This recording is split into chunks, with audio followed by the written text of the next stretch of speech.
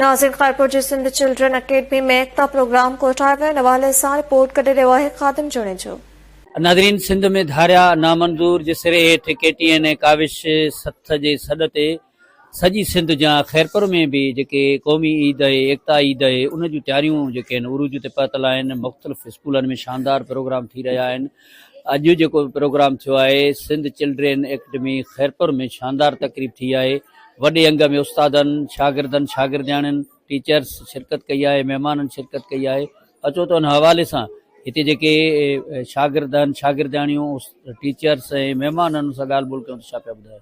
सभ खां पहिरियां त मां साईं मोहतरम Qurban Mangi director Sindh children academy Khairpur Mirs खे मुबारकबाद ॾियां थो त ही कल्चरल डे माशाअल्लाह सेलिब्रेट कनि था ऐं स्पेशली नंढड़नि मासूम गुलनि जहिड़नि ॿारनि खे सिंध जी कल्चर जे बारे में ॿुधाइनि था।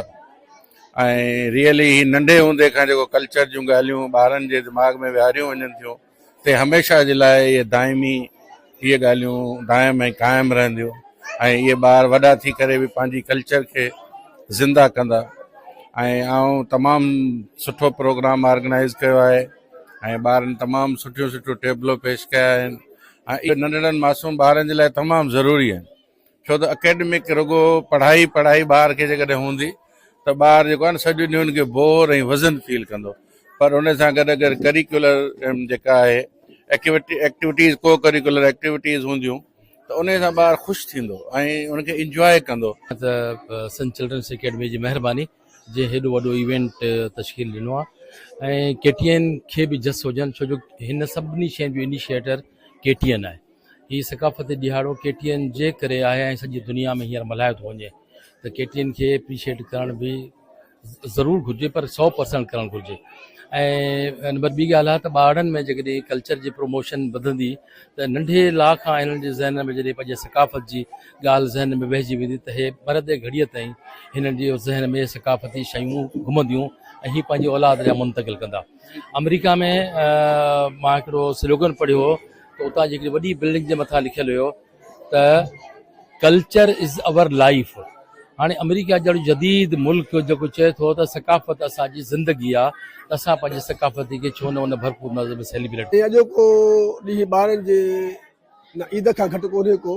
हीअ जेका असांजी सिंध आहे जेका 5000 साल पुराणी आहे, उन जूं रीतूं रस्मूं जेके प्यार मोहबत हिक ॿिए सां साथ, उहा नई ॻाल्हि कान्हे का, इहा सदियुनि खां सिलसिलो जारी आहे।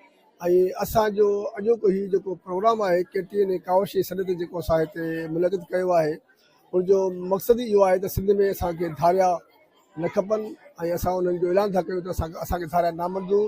ऐं उनखे अलावा असांजे ॿार खे असां इहो पैगाम ॾियणु चाहियूं था त कॾहिं बि पंहिंजी ॿोली खे, पंहिंजे सकाफ़त खे, पंहिंजी रीतुनि खे, पंहिंजी रस्मुनि खे नाहे विसारणो। ऐं छो जो हीअ असांजूं तमामु हिकिड़ो पुराणियूं असांजी जीअं न शनाख़्त आहे, असांजी सुञाणप आहे। जेकॾहिं असां उनखे छॾे ॾिनोसीं त असां वटि बाक़ी कुझु न बचंदो। सर अजरक ऐं टोपी ही असांजी उहा सकाफ़त आहे जेकी 5000 साल मुंहिंजे दड़ीअ जी हुन खां जेको हलंदी पई अचे। ऐं नबी करीम साहब तारीख़ ॿुधाए थी जेकी चादर ओॾींदा हुया उन्हनि खे जेकी तोहफ़े तौरु जेका चादर मिली हुई उहा बि सिंध जे तरफ़ां मिली हुई ऐं उनजी निशाननि में जेके उञाण हुया उहे बि अजरक जा ई हुया, जेको माना जिस्मां साबित थिए थो त जेका हीअ सकाफ़त असांजी माना तमामु पुराणी तहज़ीब आहे। पर हिन KTN वारनि जे ताउन सां या उनजी कावशुनि सां असांजी सकाफ़त उजागर थींदी पई अचे। जेका अॼु असांजी नई नस्ल आहे उन नई नस्ल खे माना जेको असां पैगाम था ॾियूं त जेका इहा असांजी पुराणी सकाफ़त आहे ऐं हिनखे जेको आहे ख़ूब निभाईंदा अचो। अकेडमी जी टीचर आहियां। असां ॿारनि खे इलाही तयारियूं करायूं हिननि खे टेबल्स वग़ैरह जी। त 7 दिसंबर ते कल्चर डे थींदो आहे, उनजे हवाले सां असां ॿारनि खे तयारी कराईसीं। जीअं सिंधी सकाफ़त हूंदो आहे, पिंडियूं वग़ैरह सभु कुझु, रिलियूं सॼो जेको भी सिंधी सकाफ़त में ईंदो आहे। आज कल्चर डे के हिसाब से हम अपने बच्चों को बताना चाहते हैं कि आज कल्चर डे, ताकि इसके बारे में बच्चों को भी पता लगे कि आज के दिन हम कल्चर डे मनाते हैं, सिंधी सखावत मनाते हैं।